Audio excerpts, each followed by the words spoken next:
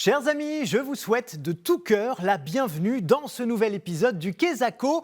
Et je ne vais pas faire de longue introduction, parce qu'il y a beaucoup à dire sur l'allocution qu'on va découvrir aujourd'hui. Et franchement, je veux me garder tout le temps nécessaire. Nous allons parler du Tout-Puissant. Il y a fort à parier que nos répondants vont y associer Dieu. Mais je les laisse répondre et on débriefe après. On va dire une notion de supériorité, de quelqu'un qui va être un peu en dehors des autres, à part, ou va avoir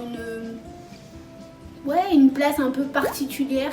Alors pour moi, Tout-Puissant, c'est le nom que l'on donne à Dieu en fait. Dieu a tous les pouvoirs. Alors moi tout de suite quand on me dit le mot Tout-Puissant, je pense à Dieu parce que il a un pouvoir illimité, il n'a pas de limite et il peut tout faire. Il est de telle puissance que on peut s'imaginer, on peut dire qu'il contrôle les événements, il contrôle la météo, il peut contrôler la terre. On dit tout-puissant pour Dieu, parce qu'il a créé l'humanité, les hommes, les femmes, la nature. Dieu a créé l'univers, il a insufflé la vie à Adam et Ève. Tout-puissant, pour moi, c'est un côté omniscient, c'est-à-dire que Dieu sait tout, Dieu voit tout et nous impose une conduite générale à pratiquer et aussi il nous permet de pardonner.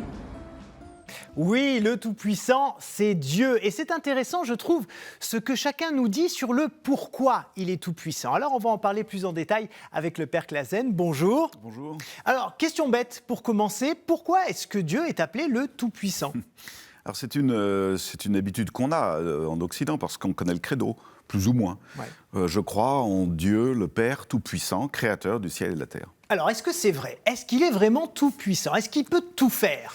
Alors ça c'est une très bonne question parce que nous lions spontanément, mais il faut le dire franchement, c'est une déviance psychologique, voire une pathologie, nous lions presque automatiquement, inconsciemment, pouvoir tout faire avec la fameuse toute-puissance. Oui. Or, ça n'est pas ça. Et c'est le piège d'emblée, quoi. Alors, ça ne veut pas dire, est-ce que je suis en train de dire que Dieu ne peut pas tout faire ? Je ne suis pas en train de dire ça. Je suis en train de dire que le credo ne dit pas ça. Oui. Le credo dit, je crois en Dieu Père, tout-puissant créateur. Or, nous associons Père et toute-puissance, ce qui est une pathologie. Oui. Ce qui est une régression psychologique. Ce serait en fait quelqu'un qui serait au-dessus de nous avec des sortes de pouvoirs surnaturels, voilà, qui pourrait agir comme ça d'un claquement de doigts. Omniscient, omnipotent, Big Brother, surveillant général. Pourtant, c'est ce que beaucoup disent de Dieu, omniscient, omnipotent. Alors, c'est pas vrai du coup ? Parce que c'est dans nos psychologies. Ah, d'accord. Parce que c'est dans nos psychologies, nous voudrions bien que nos psychologies, notamment quand elles sont pathologiques, aient un divin garant. Oui.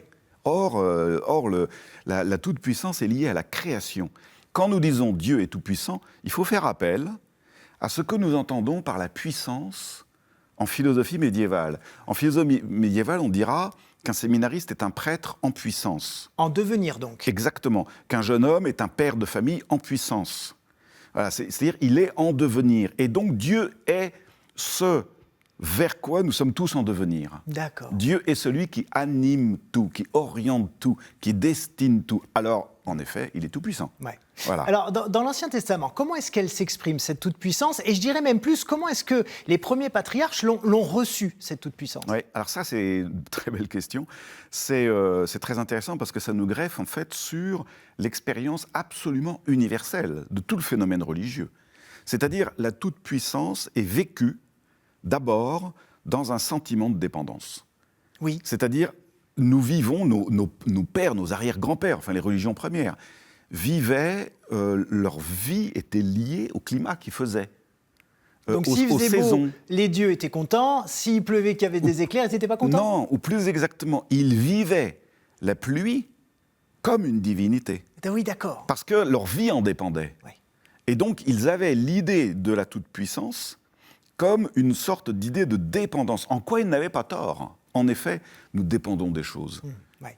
Dans le Nouveau Testament, justement, peut-être pour contrer cette idée de toute-puissance, on dit toujours que Dieu se fait tout impuissant.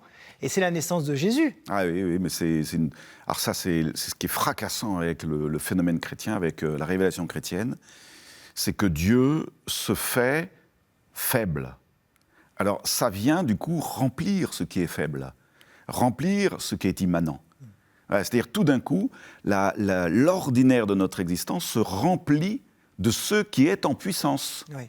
Voilà. Et donc, tout ce que nous vivons est en puissance, c'est-à-dire est réorienté vers la résurrection. Mais d'ailleurs, ça rejoint peut-être une question que j'entends beaucoup autour de moi, que vous avez sûrement aussi beaucoup entendue parmi vos rencontres. C'est quand on dit, si Dieu est tout-puissant, pourquoi est-ce qu'il permet la pauvreté, la guerre, les morts, la Covid et tout un tas de choses, alors qu'il pourrait intervenir? Est-ce que c'est juste de penser comme ça? Vous allez me dire non, je suppose. Évidemment, puisque il suffit de remonter à la case juste avant, ce qu'on vient de dire, c'est-à-dire, oui, on serait dans une impasse si on pense mal la toute-puissance.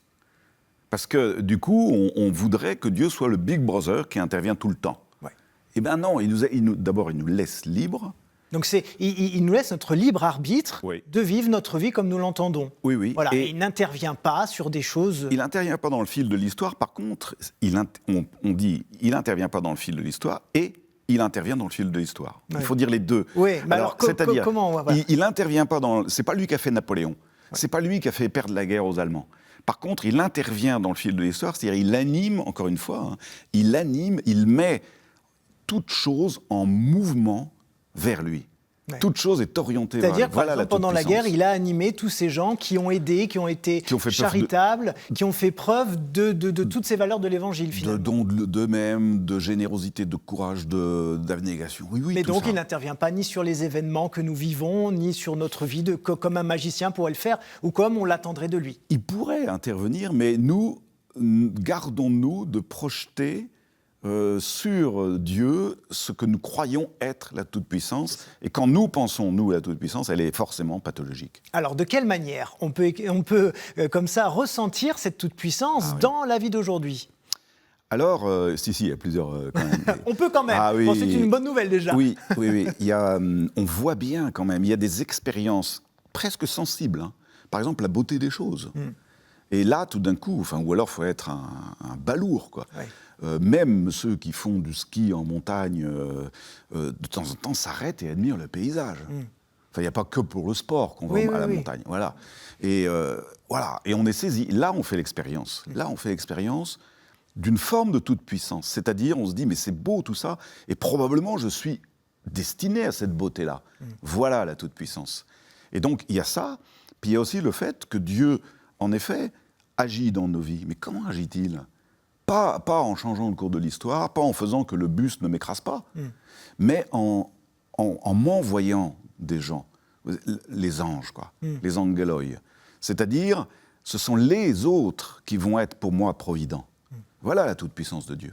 Eh bien, merci beaucoup, Père Clasen, pour toutes ces explications. Et un grand merci à chacun de vous pour votre fidélité. On se retrouve évidemment la semaine prochaine pour un nouveau Quesaco. Ciao.